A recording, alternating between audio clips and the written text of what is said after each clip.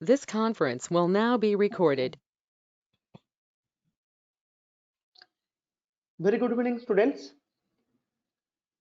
As we had decided that we will learn today about magnetic torque, magnetic force on conductor, we have already learned. We'll learn magnetic torque on a loop, closed loop, and then we'll learn moving coil galvanometer and atomic magnetism. These three topics we will finish today. So let us start our discussions. Okay, so first topic is to discuss about magnetic force on a conductor. Just I'll recap what we have learned. We'll recap that part and then we'll continue with the galvanometer and other part, like magnetic torque and other part. Okay, so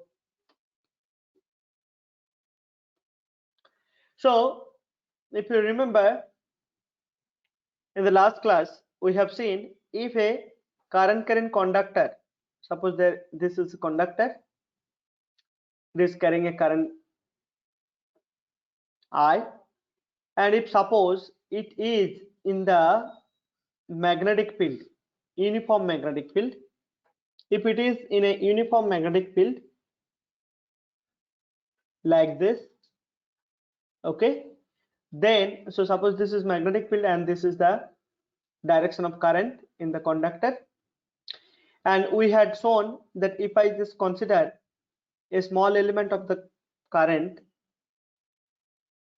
carrying conductor, the force experienced by that small element dl is given by I dl cross product B. So this is what we have seen in the last class. This is the magnetic force on a current carrying conductor if the conductor is placed in a uniform magnetic field. So this is magnetic force on a conductor. Okay, so far it is fine. How to find out the direction of this current? We had discussed any cross product can be like direction of any cross product can be found out using right hand thumb rule, but in this case it is very much useful to use Fleming's left hand rule. Left hand rule. So what is Fleming left hand rule? If you place your thumb finger, your forefinger and your middle finger perpendicular to each other, suppose this is thumb, this is suppose your index finger actually represents the magnetic field. If this represents, this is middle finger, if this represents the current, direction of current, then or direction of the conductor itself. See, this element has direction in the along the direction of the current itself. So if the direction of current is in this way and magnetic field is in this way, the deflection of the thumb will actually give the direction of the magnetic force. Okay, so suppose this is actually index finger. I'm sorry, I am not able to show you here because I don't have figure attached to this PPT, or else let me just check if I have.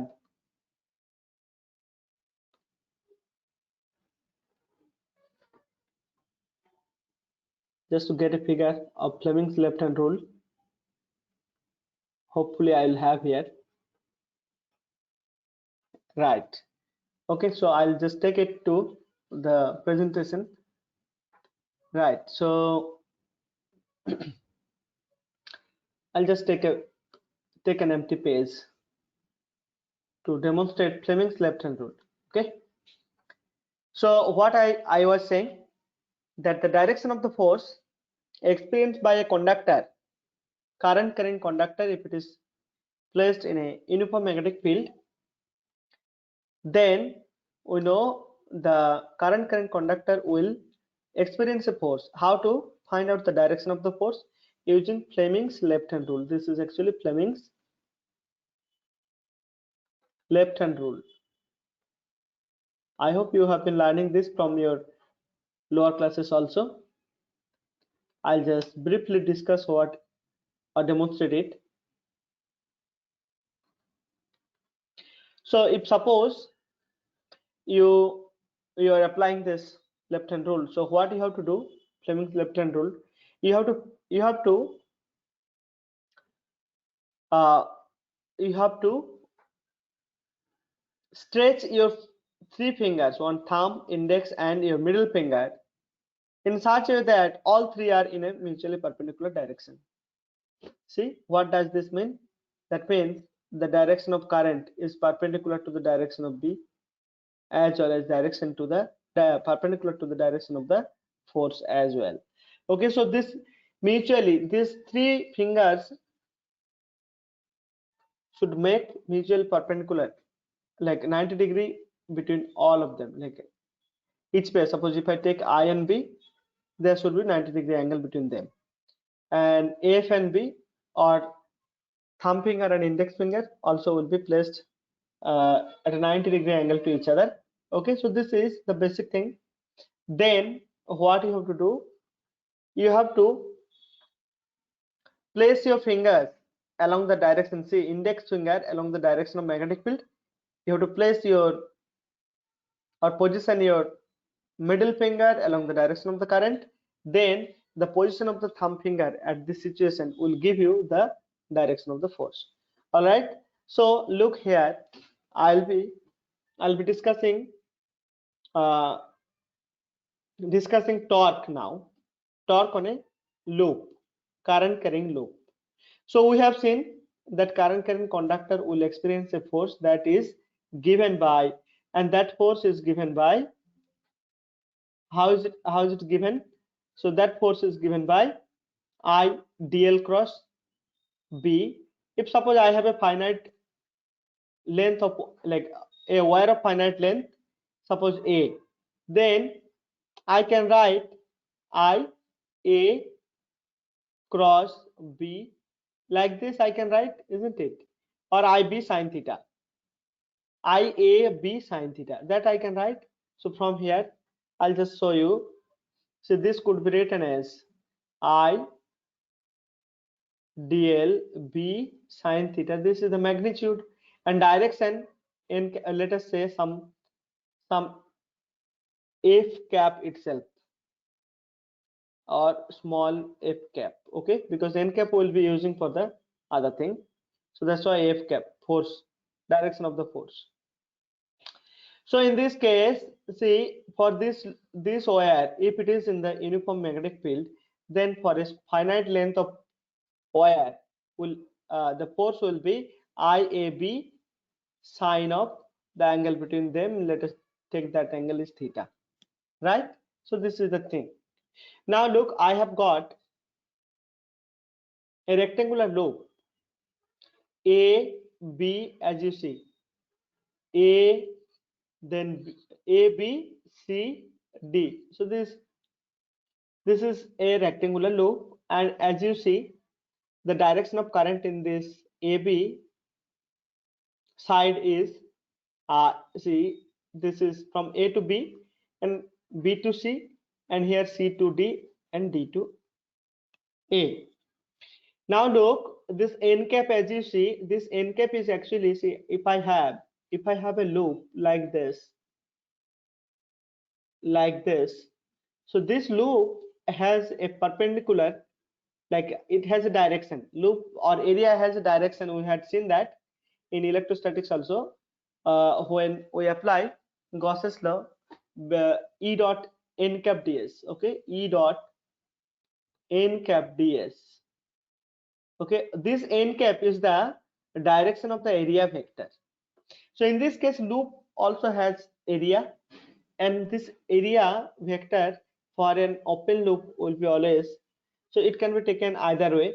It can be taken this way, or it can be taken other way also. But anyway, in this particular figure, we are showing that the normal to the loop is this n cap, and this is the direction of the area vector of this loop ABCD.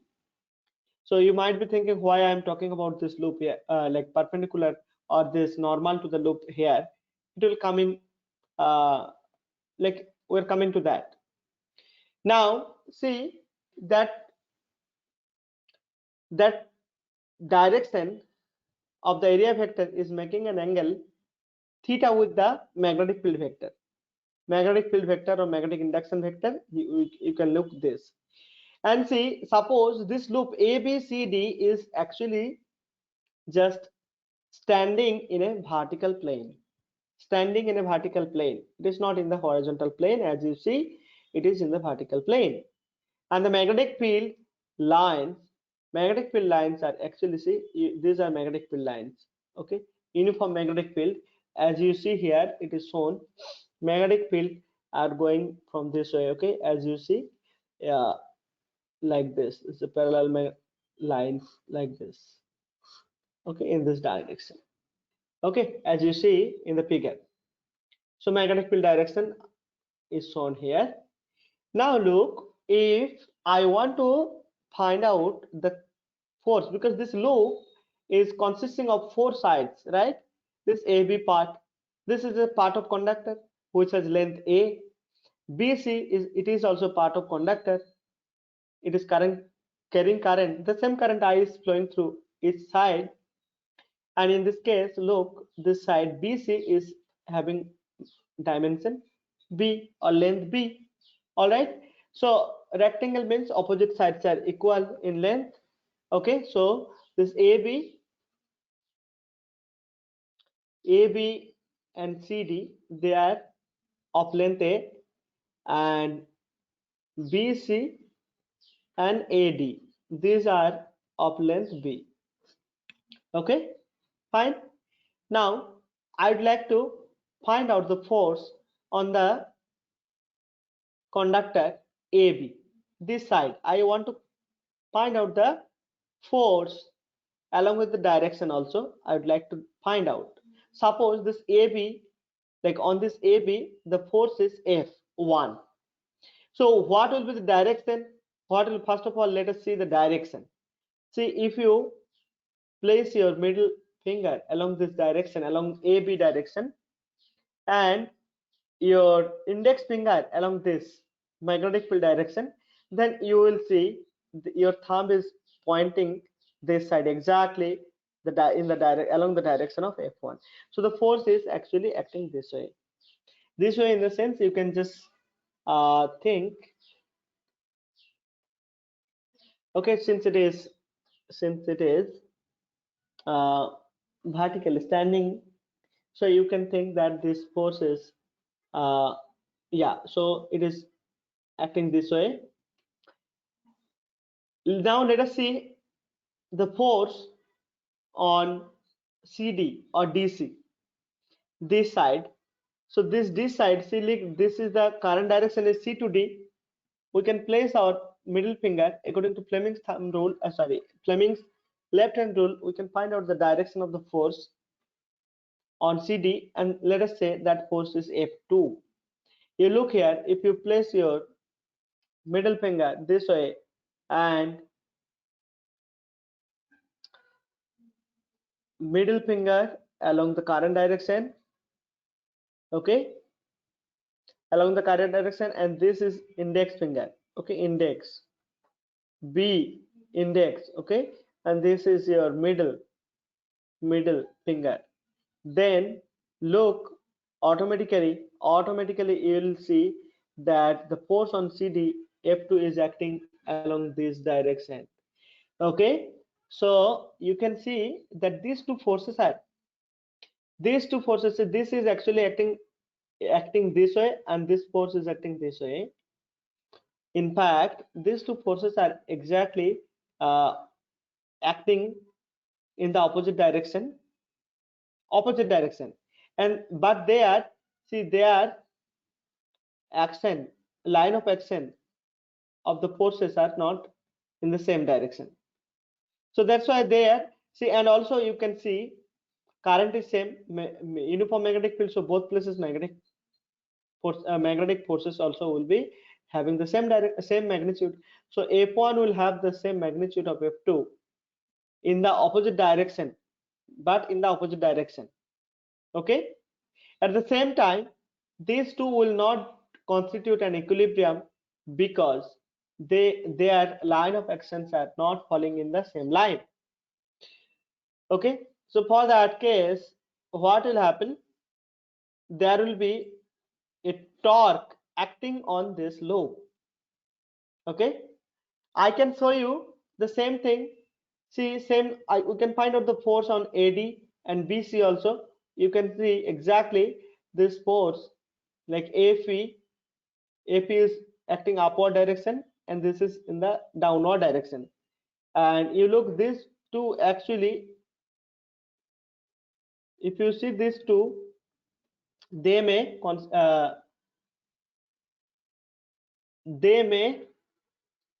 constitute equilibrium.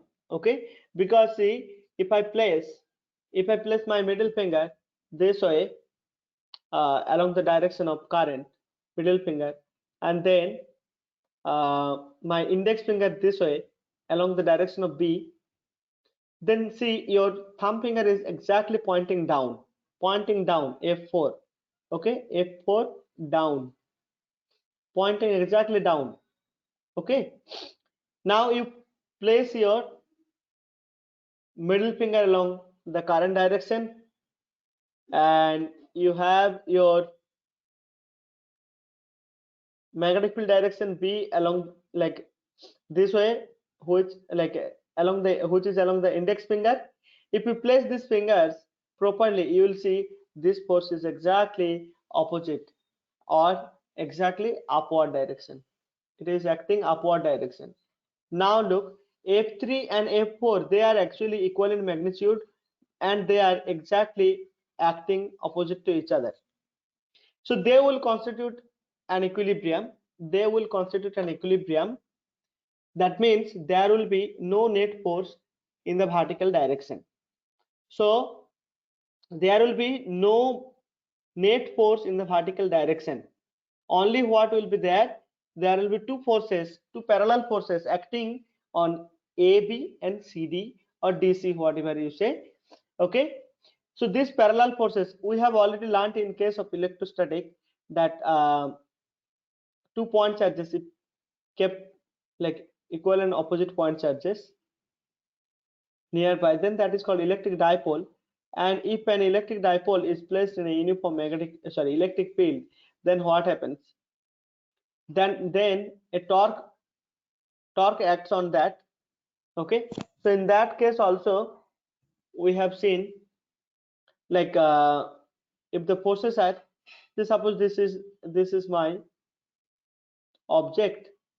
So if a force act like this and another force act like this, so these are parallel, suppose equal in magnitude, but they are parallel forces.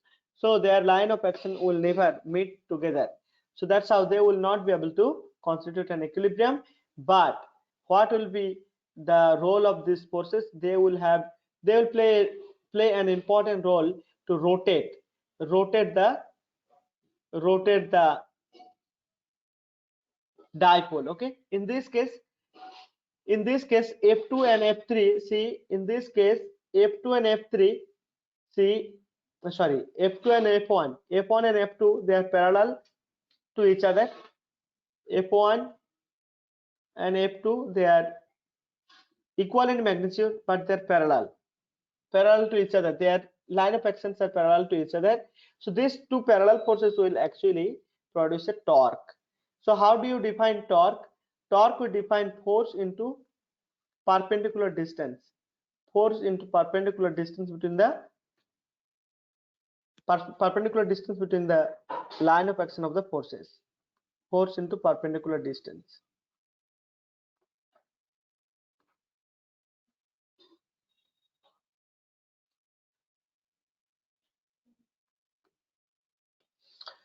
Okay, so now if we want to find out torque on this AB or CD, how to find out? Now let us find out the magnitude of the force. First of all, F1 and F2, they have the same magnitude, right? So we can we can write, see, in magnetic force ILB, or I, in this case, along, like F1 is on AB, so I is there, length is A, and B sine theta, theta is 90 degree here, B sine theta, see, theta is 90 degree, so IAB, this is IAB. So I have written here, see, torque IAB, this is the force, and then perpendicular distance between the line of action.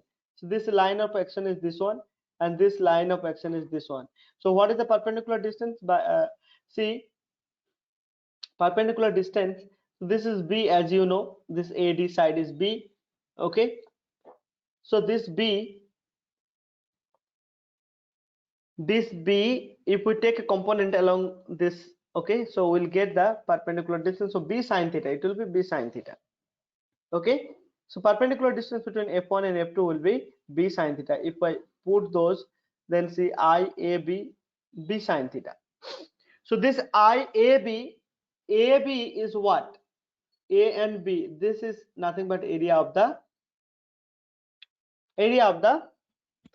conducting loop here.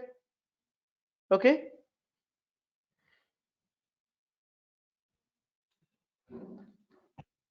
Now this is, see, IAB, AB is area of the loop.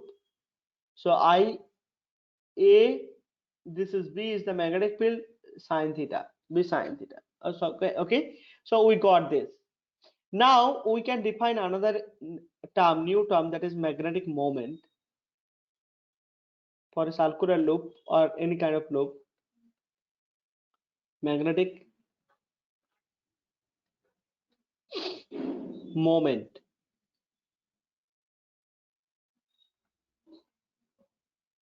Magnetic moment M. So M is given by I into A. A is the area of the loop and I is the current through the loop. Current flowing in the loop. Okay. So this is I into A. Okay, so IA, this magnetic moment is denoted by small m. So you can see in this calculation we have used IAB, we have placed that as AB, and this is CAB, and this sine theta was already there.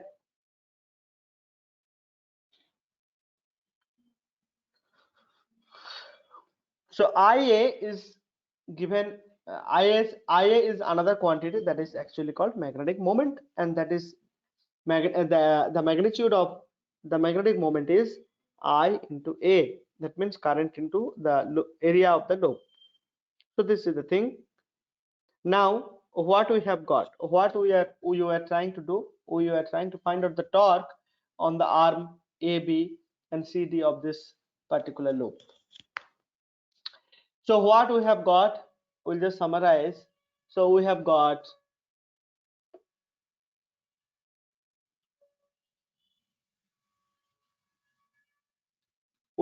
torque,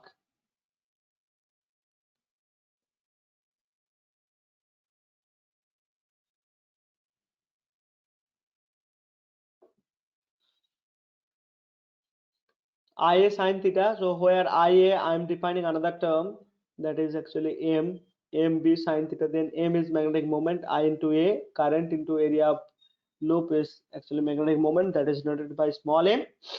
Okay, and see, this particular term can be written again. This is magnitude anyway. I can make this, like I can write this form of torque in terms of,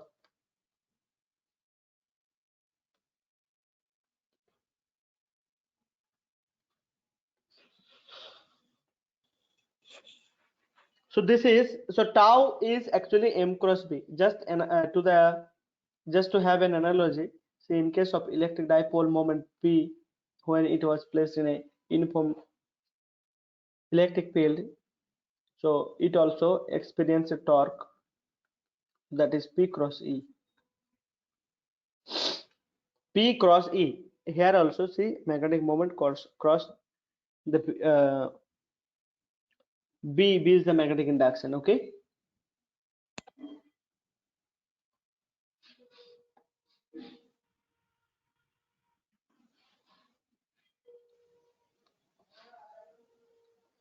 So this is about torque. So now we'll go to magnetic torque on a, okay, magnetic torque. See, the same thing is shown over here. See, I can write torque on this particular loop. You can see this is the plane of the loop, and see this plane of the loop, and the magnetic field is making an angle alpha, and this magnetic moment, actually magnetic moment for a loop is along the direction of n cap, its area vector itself. Okay, but obviously it depends on the, suppose it depends on the direction of current. Suppose current is flowing like this, then magnetic moment in this loop will be upward, and if the current is flowing like this, if the current is flowing in a loop in the opposite direction, then the magnetic moment will be in the along the opposite direction. So these things are there.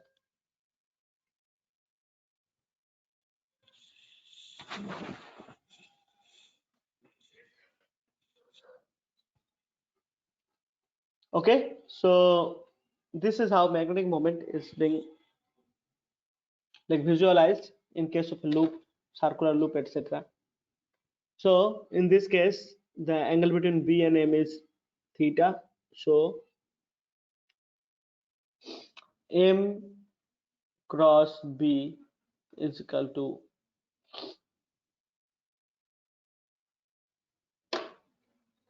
MB sine theta. Okay, so here it is MB sine theta, and this theta can be written as, see, I'm sorry, this is cos theta I have written, MB sine theta.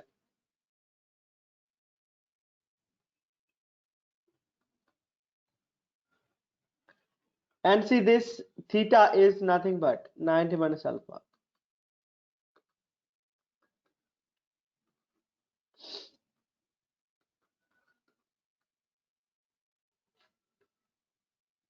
-90 minus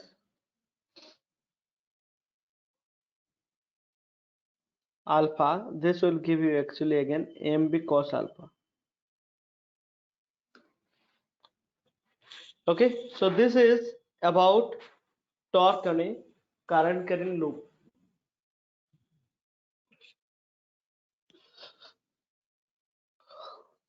Okay, so now we'll just go to atomic magnetic moment.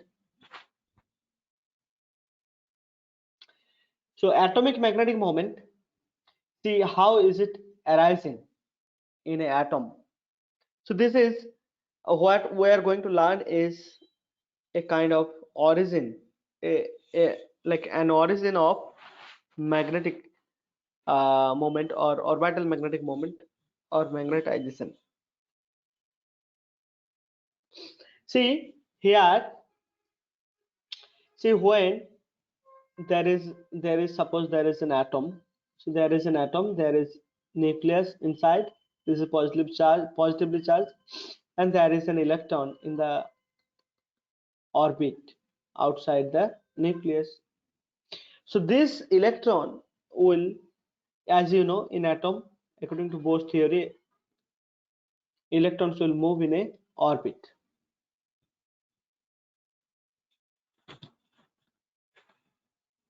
So electrons will be revolving around the nucleus, which is a positive charge again. Okay, but anyway, when this electron moves around the nucleus, it actually constitute a current, constitute an electric current. And the orbit of, see, you can see this is orbit of the revolution of electron.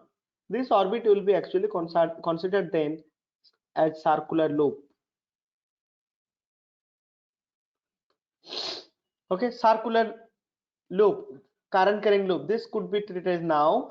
This orbit of the electron could be treated as a current carrying circular loop. Okay, for the convenience we are taking circular orbit itself. Okay, so in this case, look, what is the current? First of all, we will find out. We need to find out magnetic moment. See, in this case, what happens?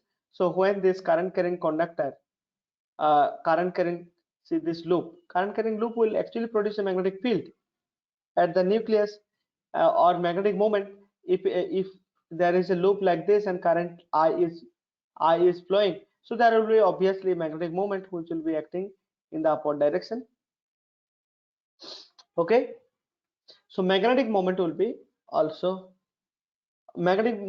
produced by the atomic orbit or this orbit. Okay, so this is actually called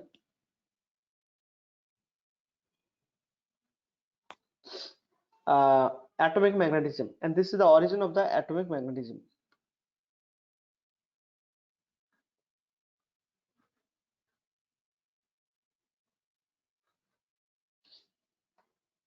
All right, see here, what is the current produced by this total charge E by total time, that is the time period. So E by 2 pi R by V. So V I will take in the upward direction.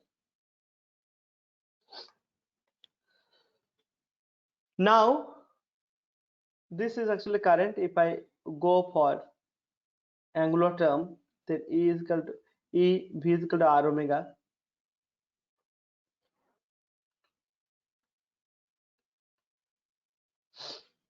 Okay, so this R will be cancelled. So we get to see E.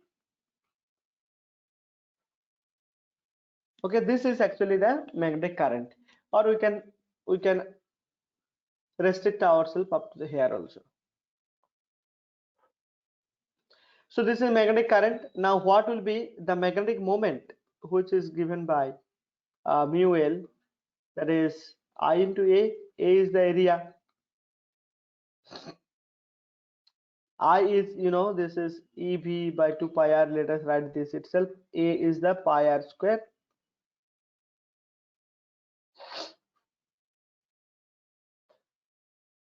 Pi will go away. So magnetic moment will be E. See, if I write EV, okay, EV by 2 and R. Okay, let us write MV. So E by 2M into MVR. This is MVR means L. E by 2M into L. So this is actually magnetic moment.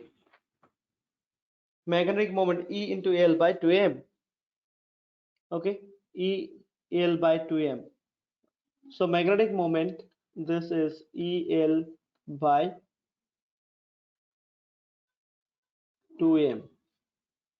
Okay, electric charge into L. L is the orbital magnetic sorry, here it is the magnetic, I'm sorry, L is actually angular momentum. Sorry, this is angular momentum. Okay, this is angular momentum here.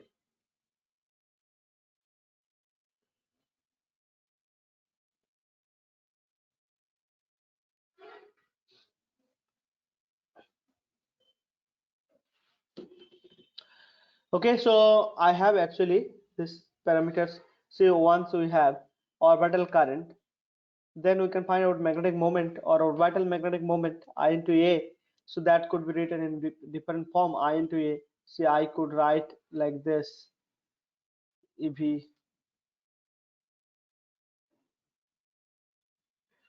if the time period T is like this. Okay, then EVR means, okay, so V is equal to R omega, so E omega R square by 2. Or this could be actually written, see, M omega R. This is L. So EL by actually EL by 2. Okay, sorry, MVR. MVR.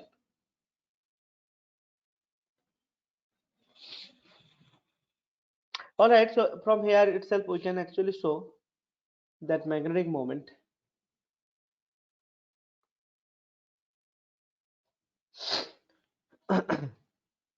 E by 2M E by 2m. This is E.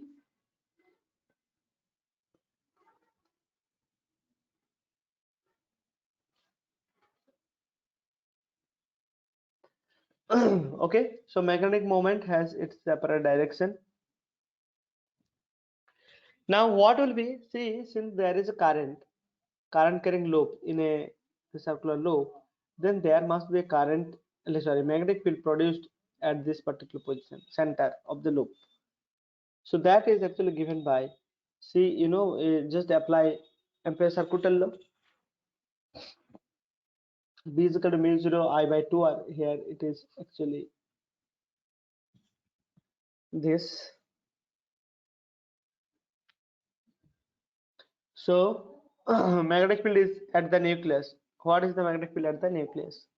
That is mu 0 I by 2 r. So I could be replaced by these formulas. Then we will get the magnetic field induction produced at the place of nucleus. Okay, so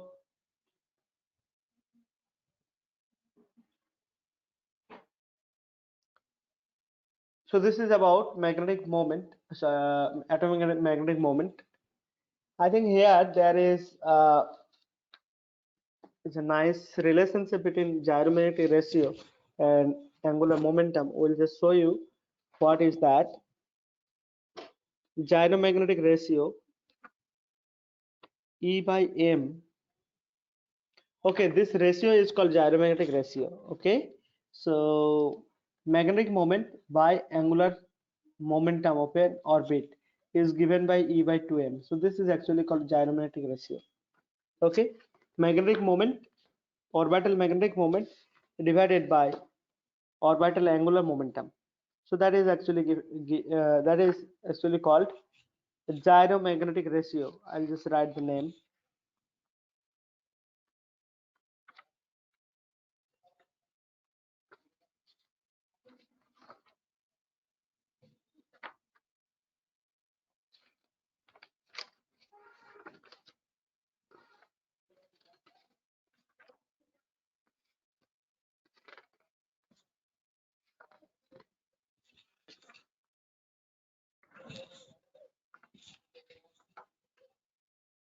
Just a minute, I'm just trying to find out the exact term.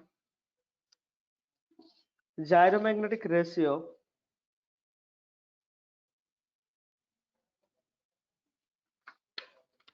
electronic magnetism, sorry, atomic magnetism. The gyromagnetic ratio is actually denoted by gamma.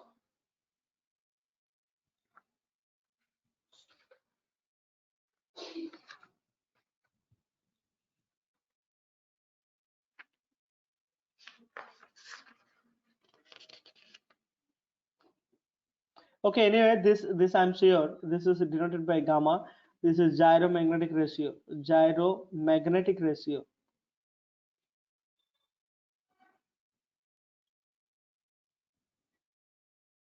Okay. All right.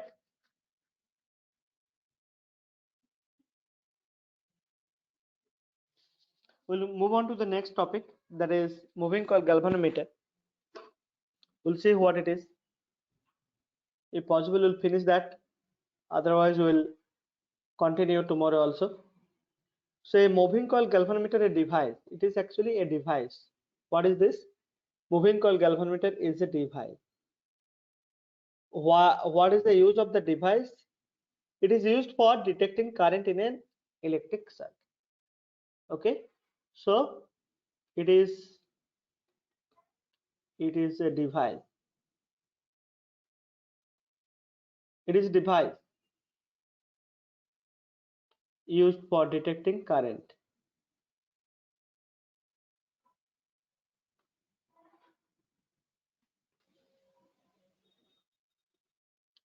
In fact, detecting the presence of current.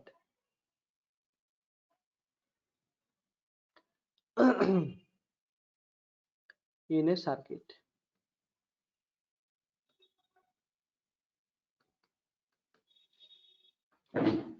Okay, so it is a device used for detecting current in a an electric circuit.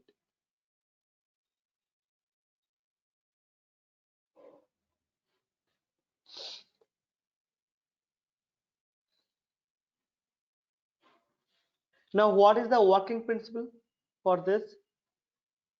The working principle is this: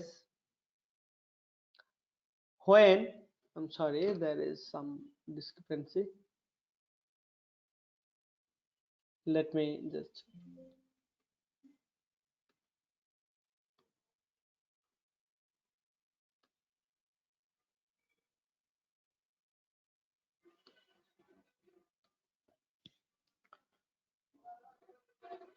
Okay, so what is the working principle?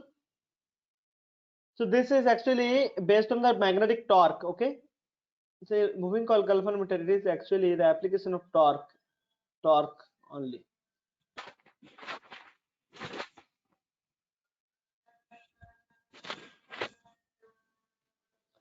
So when a current is passed through the coil of galvanometer, it experiences a magnetic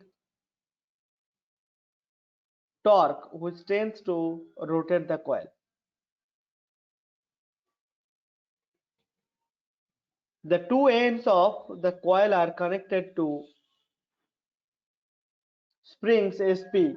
These springs provide a counter torque to the coil which balances the magnetic torque and thus resulting in a steady deflection in the coil.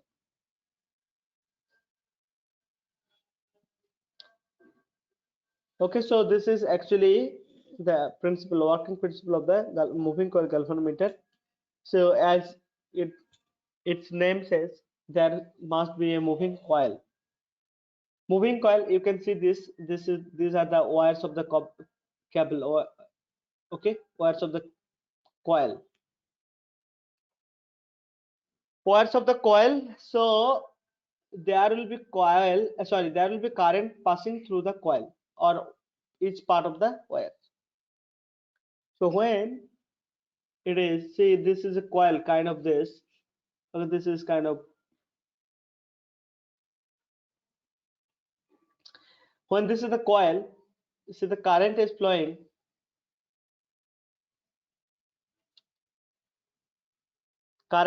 in the coil, see in which direction? So this will be going like this.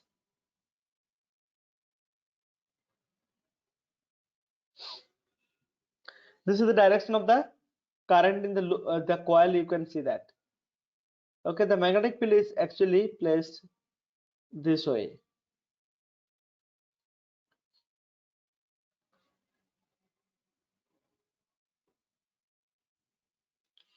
Okay, so this is actually the magnetic field.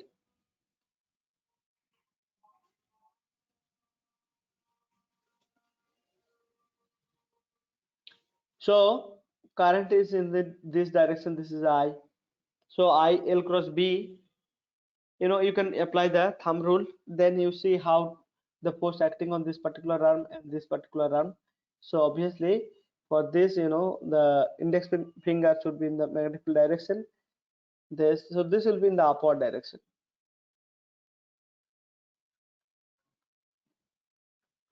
So it will go in the upward direction. And so this is F1, say, and F2 is going in the lower direction, okay, in the downward direction like this. Okay, so as you have seen in the previous lecture, so the loop will actually experience a torque instead of experiencing any force, and that torque, see how it happens. See, if a current, see, as I said, this galvanometer can be used to find out the presence of current.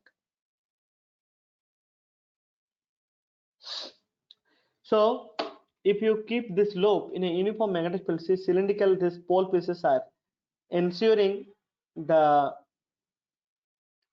uniform magnetic field and also the direction of the magnetic field to this loop will be always perpendicular. Okay, so cylindrical magnets pole pieces are actually producing uniform perpendicular magnetic field. Okay, so magnetic field perpendicular to the loop. Okay, this is what I am trying to mean. Now the maximum torque will be produced by magnetic field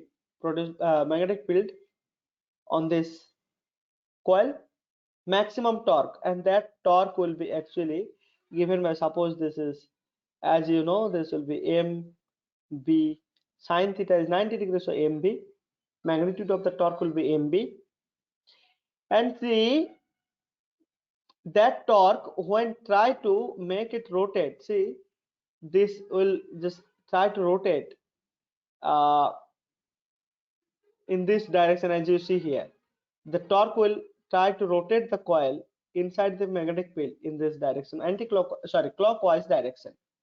So when it is actually rotating in the clockwise direction, see this spring which is attached to the ends of the coil, they are actually see there will be, see this, since they are closed, see these spacings of the spiral, that means that there will be force on this particular spring, this spring and this spring also, and those two forces direction of the two forces will be different, like in the opposite direction. Okay, opposite direction. So one force, so since they were trying to rotate, that is rotating torque or magnetic torque, and the torque now we see in the spring which is connected to the two ends of the coil, they will produce, because of this, they will be actually squeezed, these springs will be somewhat I said compressed, so these springs will be compressed, so they will actually exert force, and those forces will also constitute a torque on the coil, and that torque will actually counter the magnetic torque. We have to find out, say if the spring has so we'll just see the calculations of the torque, magnitude of the torque, but I hope it is clear to you that how uh, the moving coil, see when this counter torque is acting on this coil to make the coil uh, bring the coil in its initial position, then there will be a sudden deflection in the galvanometer. See this pointer is again attached to the spring or the coil itself. Okay, so when the coil is rotating, it is at a counter, it is actually giving a torque, so that torque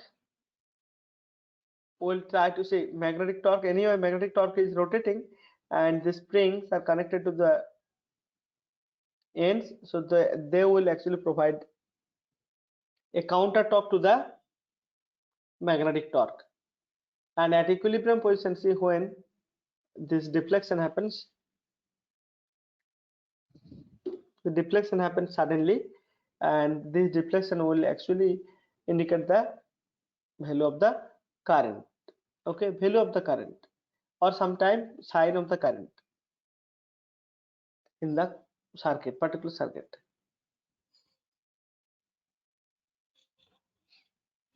Okay, so when we have magnetic torque and this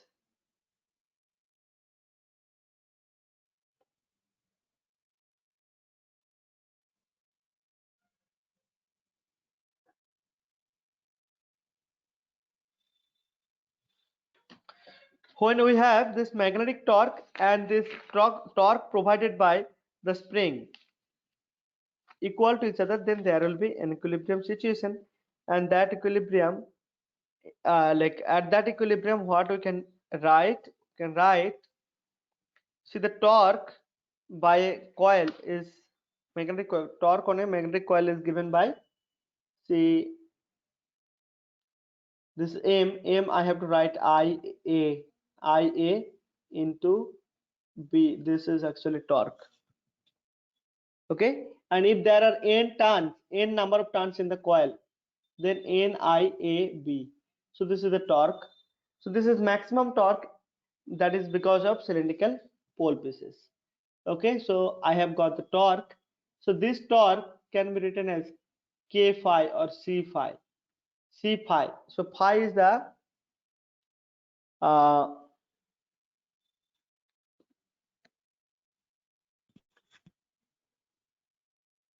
so this is actually phi,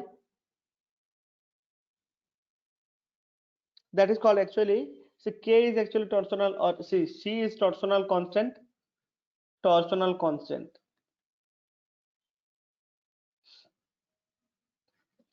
torsional constant, and phi is actually twisting angle, twist angle, twist angle, twist angle. Okay, twist angle. All right, so we have got twist angle and torsional constant. If we know for the wire, then we can write that C phi, that torque, that counter torque will be exactly equal to N I A B. This is the magnetic torque. Now from here we can find out what is the deflection, magnetic deflection phi.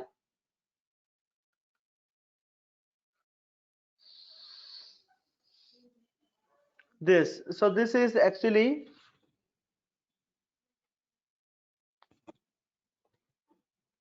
C alpha is equal to this.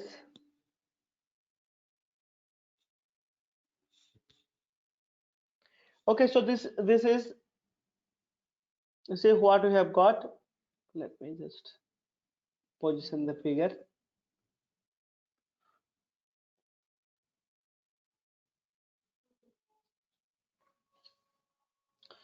So magnetic torque and the elastic torque given by the spring.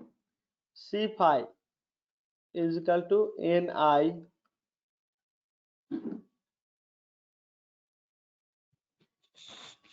Okay.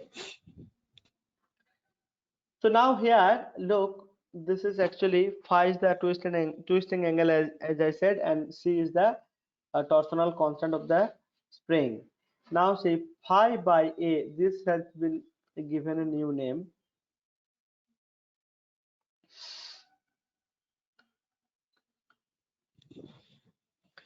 Okay, so phi by I, this is actually called current sensitivity. Galvanometer constant, that is C, and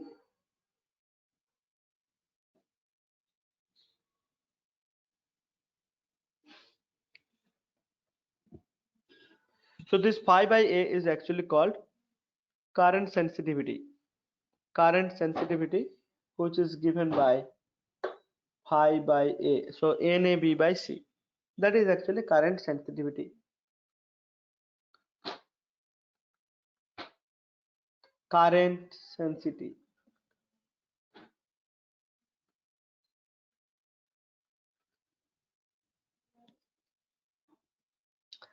So current sensitivity is defined as the twisting angle or the angle of deflection per unit current. Okay, maximum deflection per unit current is called deflection produced by 1 ampere or per unit current. Deflection per unit current.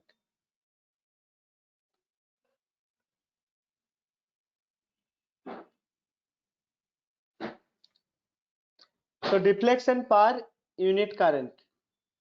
Deflection per unit current is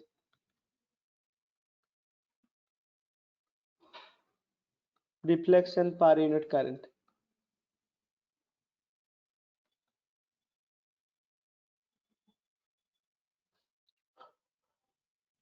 is called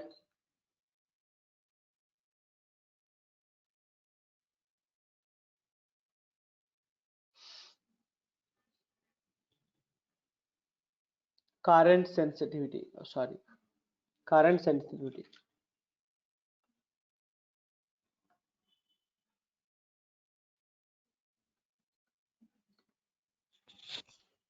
current sensitivity. Okay, so sometimes it is denoted by IS as well. Okay, similarly, there is voltage sensitivity. I can write that IP, sorry, it is voltage sensitivity VS. I can write it. So VS means again current per unit voltage. Sorry, so this is actually, so this is voltage sensitivity, voltage deflection first.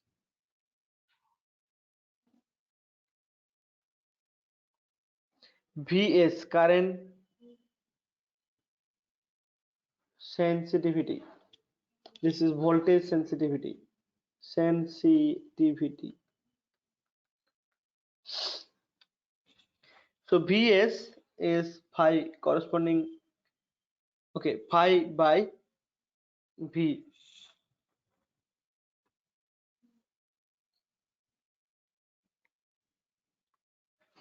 So pi is, this is N I A B C. Now what you can do, I can multiply R.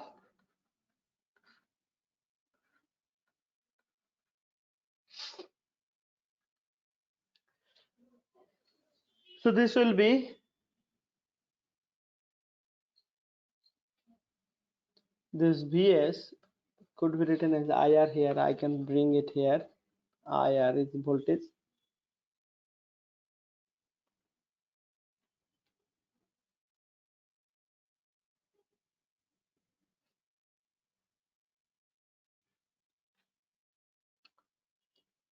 So pi by IR, that is NAB by C into R. So what we'll do, this all these things we will discuss, like current sensitivity, voltage sensitivity. At the same time we'll be discussing how a galvanometer can be converted into a voltmeter or to a current meter. We'll see in the next class. So for the time being, today we'll stop it here. So thanks for your patience. Bye for today.